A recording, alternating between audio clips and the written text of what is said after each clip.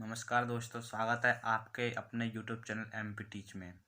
तो दोस्तों, आज हम फिजिक्स का बहुत ही इम्पोर्टेंट क्वेश्चन लेके लाए हैं, जो कि यूनिट 9 से है और 5 अंक का पूछा जाता है। जैसे कि आप देख सकते हैं, यहाँ पे लिख रहा है पी प्रकार के अर्धचालक तथा एन प्रकार के अर्धचालक में अंतर लिखिए। तो हमें पी प्रकार के अर्धचालकों तथा एन प्रकार के अर्धचालकों में अंतर स्पष्ट करना है। तो दोस्तों, यदि आपने अभी तक हमारे चैनल एमपी टीच को सब्सक्राइब नहीं किया है तो कृपया करके इसे सब्सक्राइब करें, क्योंकि सबसे इम्पोर्टेंट क्वेश्चन अभी मैं डालने वाला हूं और ये भी बहुत ही इंपॉर्टेंट माना जाता है। जैसे कि आप देख सकते हैं, अभी कई सारे स्टार लग रहे हैं। तो देखते हैं दोस्तों, इनमें एन प्रकार के अर्धचालकों और पी प्रकार के अर्धचालकों में क्या अंतर है। तो दोस्तों, ये क्वेश्चन मैं आपको एक बहुत ही बारीकी से और बहुत ही सिंपल करके समझाने वाला हूँ। तो हमारी इस वीडियो को लास्ट तक अवश्य देखें।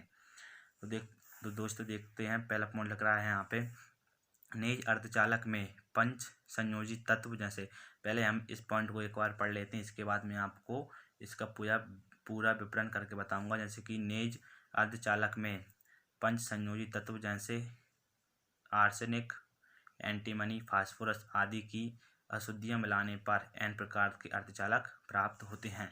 जैसे कि यहाँ पे लिख रहा है नेज अर्धचालक।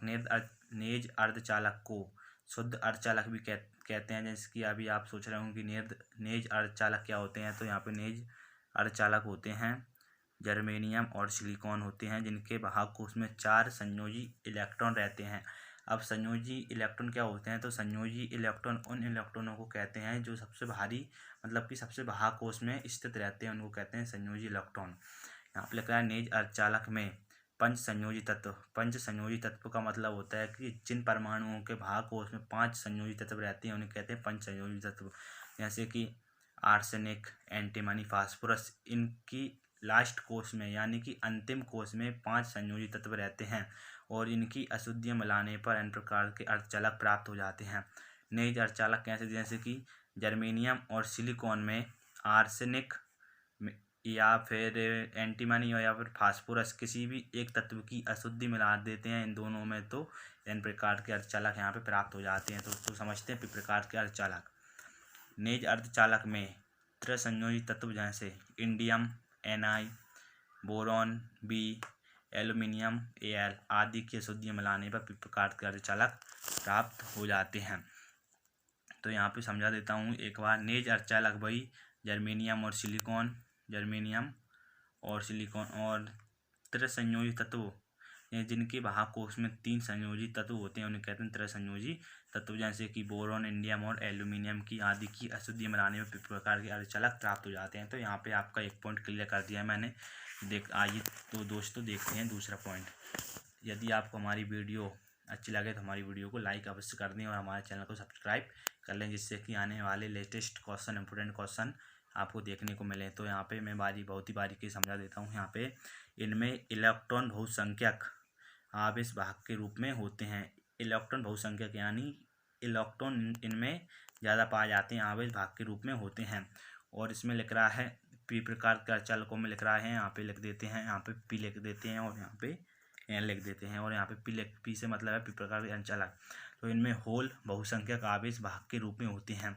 इनमें इलेक्ट्रॉन आवेश भाग के रूप में होते हैं और इनमें होल आवेश भाग के रूप में होते हैं। आइए नंबर 3 पर देखते हैं। यहाँ पे इनमें होल अल्पसंख्यक आवेश भाग के रूप में होते हैं। इनमें क्या होते हैं, होल अल्पसंख्यक आवेश भाग के रूप में होते हैं और इनमें इलेक्ट्रॉन अल्पसंख्यक आवेश भाग के रूप में होते हैं। अब दोस्तों, आप सोच रहे होंगे ये इतना बड़ा कन्फ्यूजन क्यों लग रहा है, तो मैं इसके सॉल्व कर देता हूँ। यहाँ पे लिख रहा है इनमें इलेक्ट्रॉन बहुसंख्यक आवेश भाग के रूप में होते हैं। तो ये कंपलसरी हो गया कई इनमें इलेक्ट्रॉन अल्पसंख्यक आवेश भाग के रूप में होते हैं, इसलिए हम इस पॉइंट के सामने ये वाला पॉइंट लिख देंगे। इनमें इलेक्ट्रॉन बहुसंख्यक आवेश भाग के रूप में होते हैं और इनमें इलेक्ट्रॉन अल्पसंख्यक आवेश भाग के रूप में होते हैं। अब नंबर 3 पर जाएगा। इनमें इलेक्ट्रॉन अल्पसंख्यक आवेश भाग के रूप में रहते हैं, तो इनमें इलेक्ट्रॉन बहुसंख्यक आवेश भाग के रूप में रहते हैं, इसलिए हम इनको चेंज करके लिख देंगे। तो आइए नंबर 4 पे। इनमें इलेक्ट्रॉन घनत्व होल घनत्व से अधिक होता है और इनमें होल घनत्व इलेक्ट्रॉन घनत्व से अधिक होता है। ये कन्फ्यूजन वाली बात हो चुकी है यहाँ पे, तो हम इस पॉइंट को पढ़ लेते हैं। इनमें इलेक्ट्रॉन घनत्व होल घनत्व से अधिक होता है, तो कंपलसरी होगा कि इसमें इलेक्ट्रॉन घनत्व होल घनत्व से कम होगा। वही बात यहाँ पे उल्टी करके बता दी इनने कि इनमें होल घनत्व इलेक्ट्रॉन घनत्व से अधिक होगा। इसलिए हमको यह ना लिखते हुए हम लिखेंगे इनमें होल घनत्व, इनमें इलेक्ट्रॉन घनत्व होल घनत्व से अधिक होता है और इनमें इलेक्ट्रॉन घनत्व होल घनत्व से कम होता है। नंबर 5 पे देखेंगे, इनमें चालन बैंड की तली के नीचे दाता ऊर्जा स्तर होता है।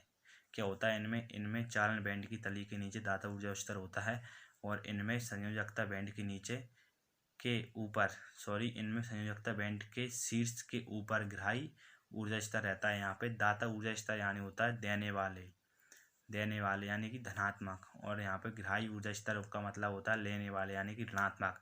तो दोस्तों हमारे चैनल MP टीच को सब्सक्राइब कर लें, जिससे कि मैं आपके लिए और इम्पोर्टेंट क्वेश्चन लाने वाला हूँ। जैसे कि यहाँ पे लिख रहा है निज अर्धचालक तथा और अपद्रव्य अर्धचालक में अंतर स्पष्ट कीजिए।